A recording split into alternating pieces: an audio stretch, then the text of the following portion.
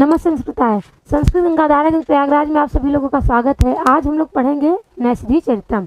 तो आइए नैषधि चरितम पर प्रश्नोत्तरी करते हैं। आज का हमारा पहला प्रश्न है, नैषधि चरितम किस श्रेणी की रचना है? ध्यान रखिएगा, नैषधि चरितम किस श्रेणी की रचना है? महाकाव्य, खंड काव्य, गद्य काव्य कि नाटक? तो नैषधि चरितम किस श्रेणी की रचना है? ये नाटक है कि महाकाव्य है कि गद्य काव्य, आपको बताना है। तो कैसा काव्य है? नैषधि चरितम महाकाव्य है। 22 सर्गों का एक महाकाव्य है जो कि बृहत्त्रयी के अंतर्गत भी परिगणित होता है। तो विकल्प ए आपका सही उत्तर हो जाएगा, महाकाव्य। खंड काव्य की बात करेंगे तो खंड काव्य कौन सा ग्रंथ है? मेघदूतम आपका खंड काव्य के अंतर्गत आता है। गद्य काव्य की बात करें तो 10 कुमार चरितम, आपका कादम्बरी कथा, ये सब क्या है? गद्य काव्य के अंतर्गत आता है। नाटक की बात करें तो अभिज्ञान शाकुंतलम, उत्तराम चरितम, मुद्रा राक्षस, मिच्छकटिकम, ये सब क्या है? नाटक के अंतर्गत आते हैं। तो आइए अगले प्रश्न की ओर चलते हैं। दूसरा प्रश्न है, नैषधि चरितम कथा का आधार है।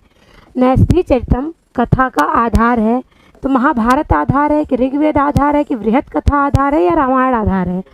तो यदि आप लोग जानते होंगे कि इसका उपजीव्य क्या है, ये कहाँ से लिया गया है, इसमें कहानी क्या है, तो आप आराम से जान जाएंगे। तो नैषधि चरितम कथा का आधार क्या है?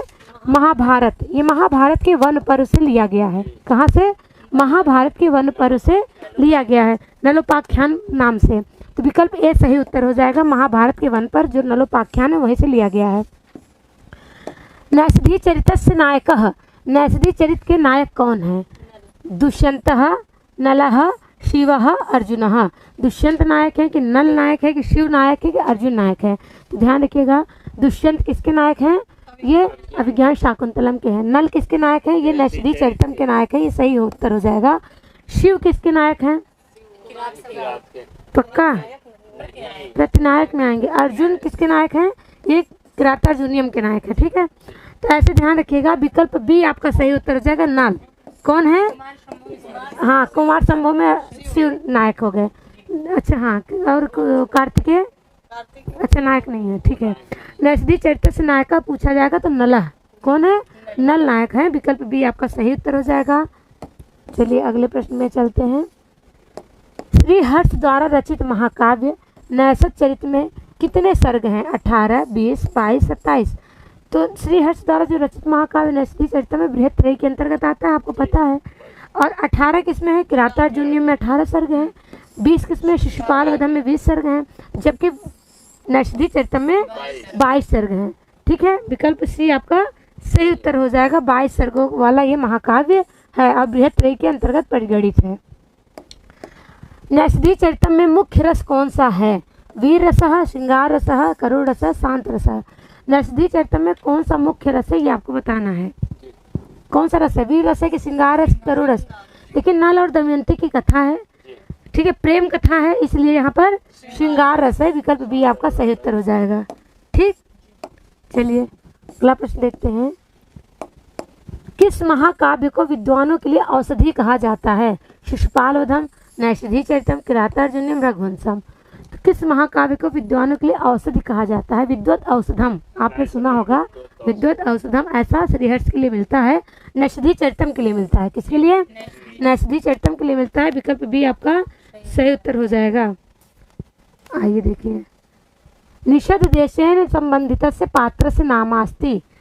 निषद देश से संबंधित जो पात्र हैं उनके नाम बताने हैं। दमयंती, नलः, पथिकः, हंसः। तो ये ध्यान रखिएगा, ये चारों नैषधि चरितम के पात्र हैं। अब आपको बताना क्या, जो निषद देश से संबंधित पात्र है उसको बताना है। तो दमयंती कहाँ की थी? विदर्भ देश की थी। ठीक है, भीम की पुत्री थी। और ये नल कहाँ के थे? निषद देश के राजा थे। तो विकल्प बी आपका सही उत्तर हो जाएगा। निषद देश के राजा थे नल और यही संबंधित है। ठीक है, निषद देश से कौन संबंधित है? राजा नल।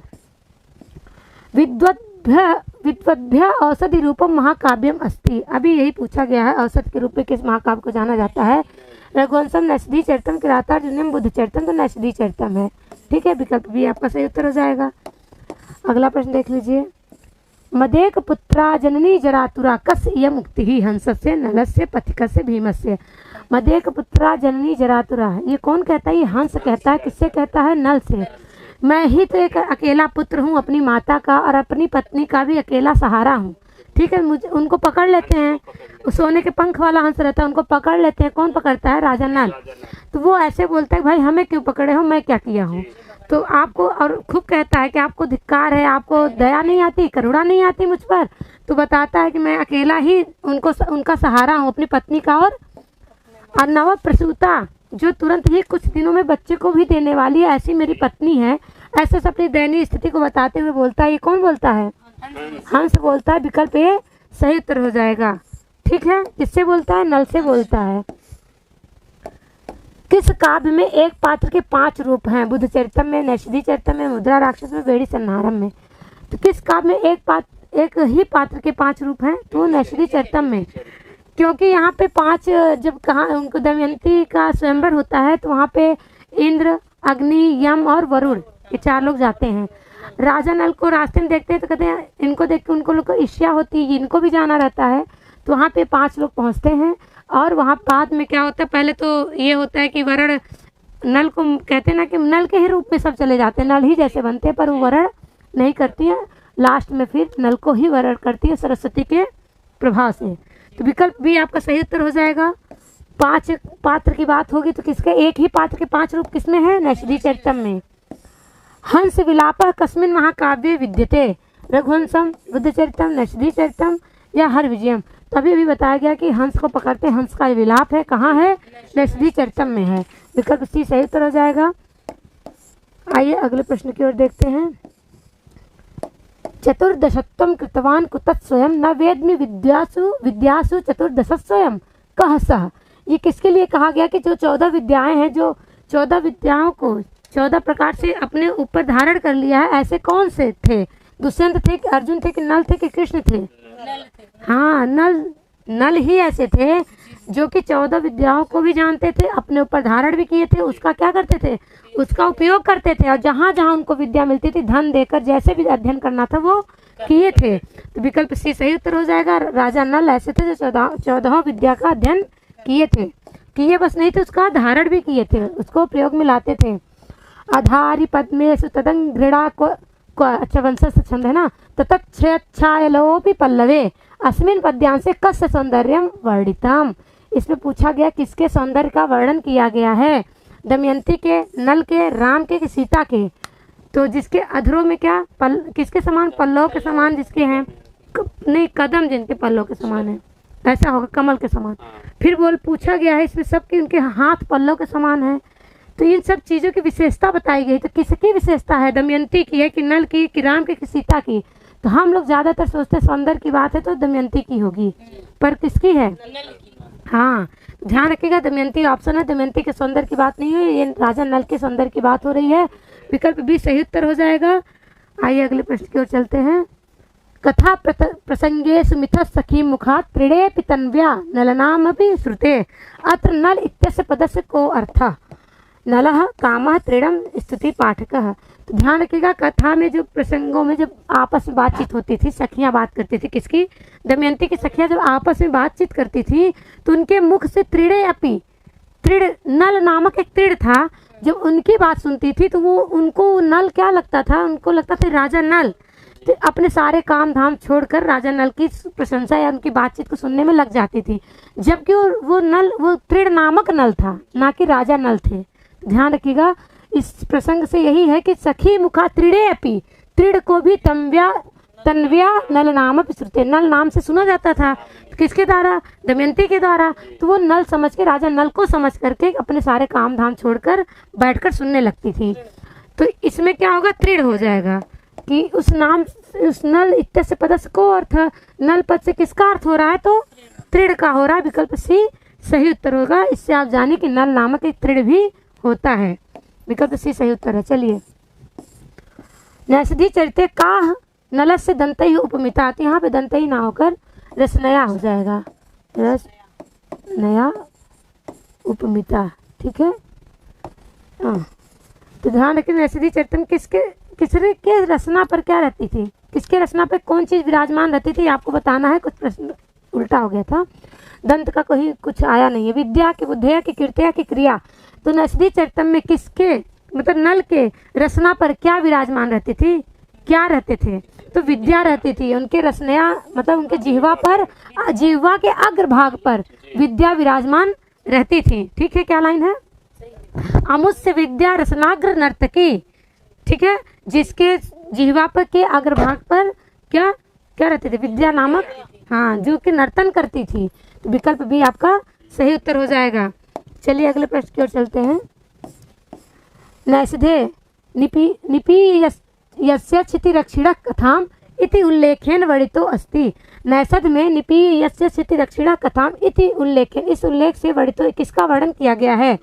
दुष्यंत का, नल का, रघु का, रामचंद्र से रामचंद्र का। तो देखिए नैषधि चरितम में ये पहली पंक्ति है, पहला या कह सकते हैं श्लोक है। निपी यस्य क्षितिरक्षिणः कथाम, किसकी कथाओं के बाद लोग कथा को सुनते थे या पीते थे, पान करते थे? तो राजा नल के। और वो कथा सबको कैसी लगती थी? तो कहते थे अमृत से भी बढ़कर लगती थी। ठीक है, विद्वानों को अमृत से भी बढ़कर उनकी कथा प्रिय लगती थी। हाँ, तो ये किसके लिए कहा गया है? तो राजा नल के लिए कहा गया है। कह सकते हैं कि उल्लेख किसका वर्णन किया गया है? तो राजा नल का किया गया। विकल्प बी सही उत्तर हो जाएगा। अगला प्रश्न देखते हैं। नल दमयंत्योः कथा कस्मिन् महाकाव्ये निबद्धा। नल दमयंती कथा किस महाकाव्य में निबद्ध है, या नल दमयंती कथा किस महाकाव्य में वर्णित है? तो नैषधि चरितम में है कि भामरी विलास में है कि रत्नावली में है कि जानकी हरणम में है? तो आपको पता है नल दमयंती कथा कहाँ है? नैषधि चरितम में है। नल नायक है और दमयंती नायिका है। विकल्प ए आपका सही उत्तर है। चलिए अगला देखते हैं। श्री हर्ष द्वारा रचित नैषधि चरितम में किस रीति की प्रधानता है? पांचाली रीति, वैदर्भी रीति, गौड़ी रीति, प्रसाद रीति। तो श्री हर्ष द्वारा जो रचित है नैषधि चरितम में किस रीति की प्रधानता है? तो कौन सी रीति हो सकती है? पांचाली है कि वैदर्भी है कि गौड़ी है कि प्रसाद रीति है? तो क्या है? हाँ, वैदर्भी रीति है। क्या है? कालिदास जी की वैदर्भी है, इनकी भी वैदर्भी है। विकल्प बी सही उत्तर हो जाएगा। अगला प्रश्न देखते हैं। श्रृंगारामृत शीतगुह विशेषण किस काव्य के लिए प्रसिद्ध है?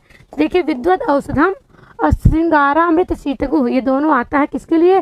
श्रृंगार शतक के लिए कि अमृत शतक के लिए कि मेघदूतम के लिए, नैषधि चरितम के लिए?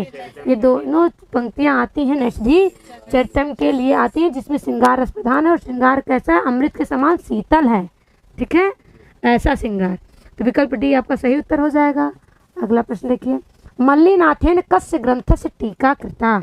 मल्लिनाथ के द्वारा किस ग्रंथ की टीका की गई है? ऋग्वेद से ऋग्वेद की, बुद्धचरित्र से बुद्धचरितम की, नैषधि चरित्र से नैषधि चरितम की, कि मंदार चरित्र से कि मंदार चरित की। तो मल्लिनाथ ने किसकी टीका लिखी है? इसमें विकल्प में तो नैषधि चरितम है, कुमार संभव की भी लिखी है, रघुवंशम की भी लिखी है ना, किराता अर्जुनियम की लिखी है, नैषधि चरितम की लिखी है। ध्यान रखिएगा, मल्लिनाथ ने नैषधि चरितम की लिखी है, बुद्धचरित्र, ऋग्वेद और मंदार की नहीं लिखी। तो विकल्प सी आपका सही उत्तर हो जाएगा।